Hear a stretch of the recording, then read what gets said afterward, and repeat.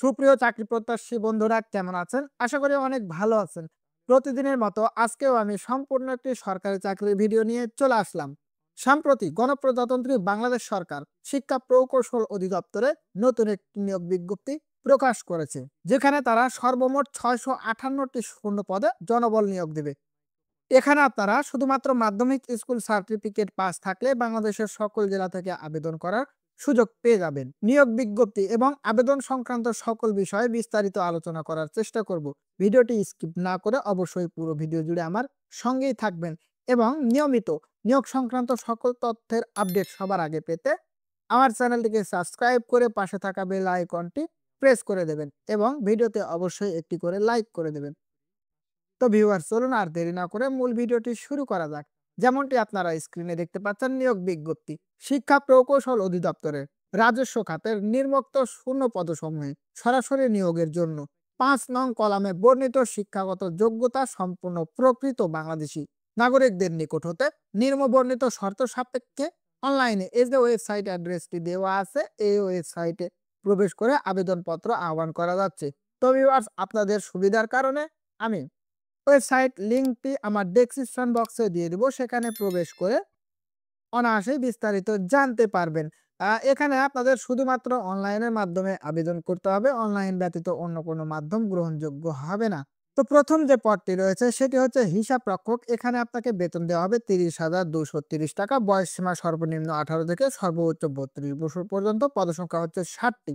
শিক্ষাগত যোগ্যতা কোনো স্বীকৃত বিশ্ববিদ্যালয় হইতে ব্যবসায় শিক্ষা অনুষদভুক্ত কোনো বিষয়ে অনন্য দ্বিতীয় শ্রেণী বা সমমানের সিজিপিএতে স্নাতক বা সমমানের ডিগ্রি থাকতে হবে। এখানে আরো বেশ কিছু তথ্য দেওয়া আছে, এগুলো অবশ্যই নিজ দায়িত্বে দেখে নেবেন।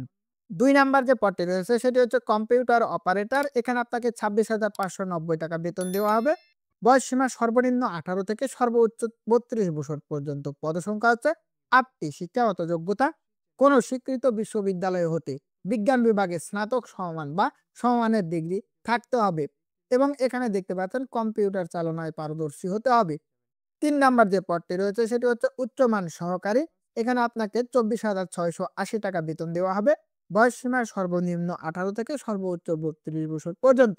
এখানে পদসংখ্যা হচ্ছে ৩টি। শিক্ষাগত যোগ্যতা কোনো স্বীকৃত বিশ্ববিদ্যালয় হতে অনন্য দ্বিতীয় শ্রেণী বা সমমানের সিজিপিএতে স্নাতক বা সমমানের ডিগ্রি থাকতে হবে এবং এখানেও কিন্তু কম্পিউটার চালানোর বাস্তব দক্ষতা থাকতে হবে।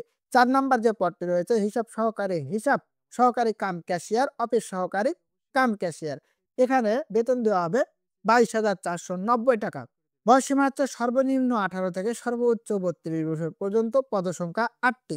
শিক্ষাগত যোগ্যতা কোনো স্বীকৃত বোর্ড হতে ব্যবসায় শিক্ষা বিভাগে উচ্চ মাধ্যমিক সার্টিফিকেট বা সমমানের পরীক্ষায় উত্তীর্ণ থাকতে হবে এবং এখানে কম্পিউটার এমএস অফিস এর কাজ করার দক্ষতা থাকতে হবে।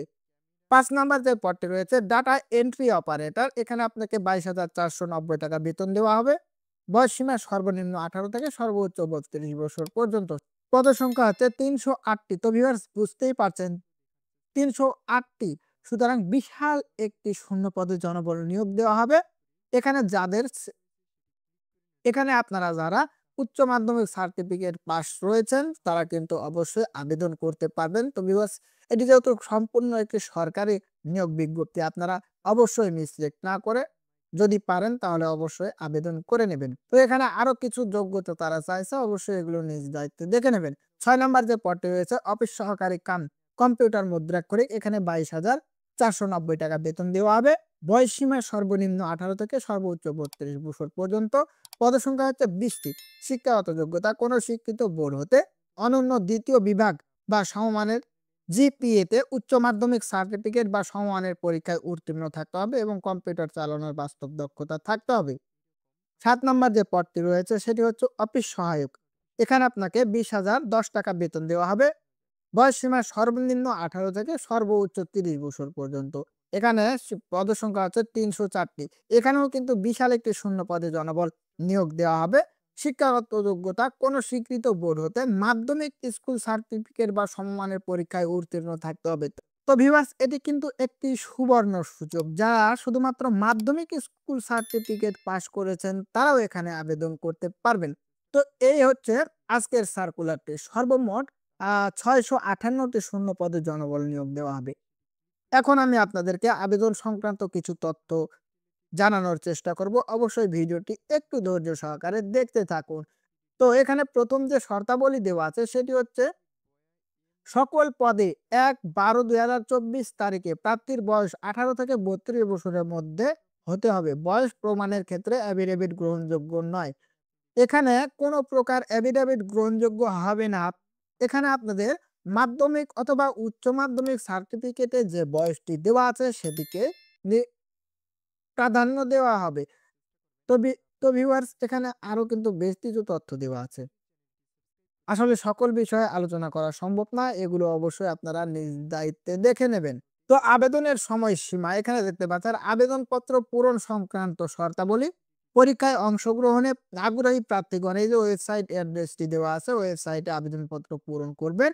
আবেদনের সময়সীমা নিম্নরূপ। তো এখানে আবেদনের সময়সীমা দেওয়া আছে। অনলাইনে আবেদনপত্র পূরণ ও পরীক্ষার ফি জমাদান শুরুর তারিখ ২৬/১২/২০২৪ সকাল ১০টা থেকে। তো ভিউয়ার্স এটি কিন্তু বেশ কিছুদিনের পুরনো সার্কুলার। তো যেহেতু এখনো লম্বা একটা সময় রয়েছে আবেদনের জন্য, সেহেতু আমার মনে হয়েছে ভিডিওটি আপনাদের কাছে নিয়ে আসা জরুরি। তাই নতুন করে ভিডিওটি আপনাদের কাছে নিয়ে আসলাম।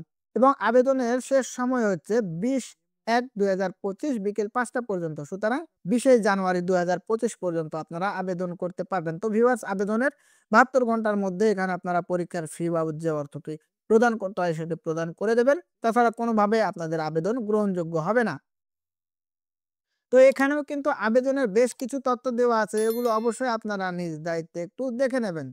পরীক্ষার ফি বাবদ আপনাদের যে অর্থ পে করতে হবে এখানে দেখতে পাচ্ছেন অ্যাপ্লিক্যান্ট কপি প্রার্থী প্রিন্ট অথবা ডাউনলোড করে সংরক্ষণ করবেন। অ্যাপ্লিক্যান্ট কপিতে একটি ইউজার আইডি নম্বর দেওয়া থাকবে এবং ইউজার আইডি নম্বর ব্যবহার করে প্রার্থী নিম্নোক্ত পদ্ধতিতে যে কোনো টেলিটক প্রিপেইড মোবাইল নম্বরের মাধ্যমে ৩টি এসএমএস করে এক শ্রমিকের পদের জন্য পরীক্ষার ফি বাবদ ৩০০ টাকা ও টেলিটক সার্ভিস চার্জ বাবদ অফেরতযোগ্য ৩৫ টাকা সহ সর্বমোট ৩৩৫ টাকা এবং ২ থেকে ৬ ক্রমিকের পদগুলোর জন্য পরীক্ষার ফি বাবদ ২০০ টাকা এবং টেলিটকের সার্ভিস চার্জ বাবদ অফেরতযোগ্য ২৩ টাকা সহ সর্বমোট ২২৩ টাকা এবং ৭ ক্রমিকের পদের জন্য পরীক্ষার ফি বাবদ ১০০ টাকা এবং টেলিটক এর সার্ভিস চার্জ বাবদ অফেরতযোগ্য ১২ টাকা সহ সর্বমোট ১১২ টাকা আ আ ৭২ ঘন্টার মধ্যে জমা দিতে হবে।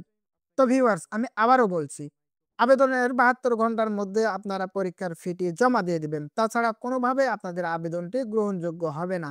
তো আজকের নিয়োগ বিজ্ঞপ্তি তো আজকের ভিডিওটি এ পর্যন্তই ছিল। দেখা হবে পরবর্তী কোনো ভিডিওতে। ধন্যবাদ সবাইকে।